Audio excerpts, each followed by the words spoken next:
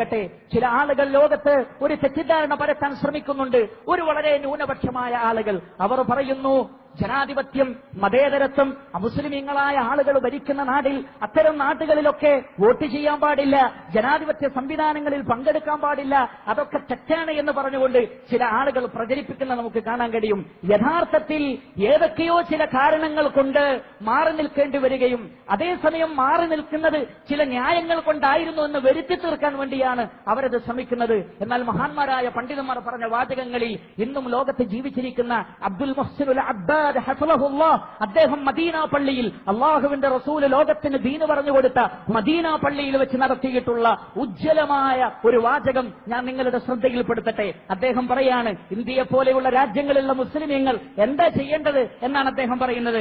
Love കാന അൽ-അംറു യദൂറു ബൈന ശഖ്സൈനി അഹദുഹുമാ ശരീറുൻ വസ്സാനി ദൂനഹു ഫി الشر كما يحصل في بعض البلاد التي فيها أقليات إسلامية والحكم فيها للكفار فإذا كان الأمر يدور بين كافرين أحدهما شديد الحقد على المسلمين وشديد المعاداة لهم ويضيق عليهم ويمنعهم من أداء شرائعهم والثاني مسالم ومتعاطف مع المسلمين وليس عنده الحقد الشديد عليهم فلا شك أن ترجيح جانب من يكون خفيفا على المسلمين أولى من ترك الأمر بحيث يتغلب ذلك الكافر الشديد الحقد على المسلمين فيجوز الدخول في الانتخابات من أجل تحصيل هذه المصلحة. അദ്ദേഹം പറയാണ്, മുസ്ലിമീങ്ങൾ ന്യൂനപക്ഷമുള്ള ഒരു രാജ്യത്ത് രണ്ട് സ്ഥാനാർത്ഥികളുണ്ട്.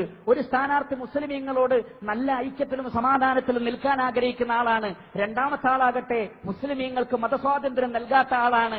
അങ്ങനെയുള്ള ഒരു രാജ്യത്ത് നിങ്ങൾ തെരഞ്ഞെടുപ്പിൽ പങ്കെടുക്കണം, ജനാധിപത്യത്തിൽ പങ്കെടുക്കണം. മുസ്ലിമീങ്ങളുടെ ദഅവത്തും അവരുടെ ശരീഅത്തും അനുസരിച്ച് ജീവിക്കാൻ അവരെ അനുവദിക്കുന്ന ഭരണാധികാരികളായ ആളുകളെ നിങ്ങൾ തെരഞ്ഞെടുക്കണം. അത് മുസ്ലിം ഉമ്മത്തിന്റെ മസ്ലഹത്തിൽപ്പെട്ടതാണ്.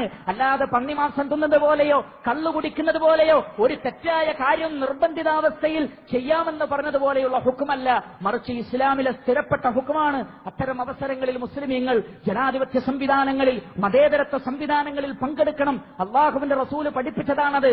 അതുകൊണ്ടാണ് സുഹൈൽ ഇബ്നു അംറിനെ ഹുദൈബിയ സന്ധിക്ക് വേണ്ടി പറഞ്ഞയച്ചപ്പോ സുഹൈലിനെ കണ്ടപ്പോൾ റസൂലുള്ളാഹി സ്വല്ലല്ലാഹു അലൈഹി വസല്ലം പറഞ്ഞതെന്താണ്? ഖദ് സഹ്ഹലല്ലാഹു ലക്കും ഉമൂറക്കും, നിങ്ങളുടെ കാര്യം അള്ളാഹു എളുപ്പാക്കിയിരിക്കുന്നു എന്നാണ്. സുഹൈല് നിഷേധിയായിരുന്നു, ബഹുദൈവാരാധകനായിരുന്നു. എന്നിട്ടും റസൂലുള്ളാഹി പറഞ്ഞെന്താണ്? അള്ളാഹു എളുപ്പമാക്കി എന്ന് പറഞ്ഞാൽ ഒരു മുസ്ലിമാണ്. എന്നാൽ മുസ്ലിമീങ്ങളോട് കുറച്ചൊക്കെ മയമുള്ള ആളാണെങ്കിൽ അത്തരം ഒരാളെ നൽകുക എന്നത് റബ്ബിന്റെ നടപടിക്രമത്തിൽപ്പെട്ടതാണ്. അത് ഇസ്ലാമിക വിരുദ്ധമല്ല, സലഫിയത്തിന് വിരുദ്ധമല്ല, മൻഹജിന് വിരുദ്ധമല്ല എന്ന് പ്രഖ്യാപിച്ചുകൊണ്ട് ഞാൻ അവസാനിപ്പിക്കട്ടെ.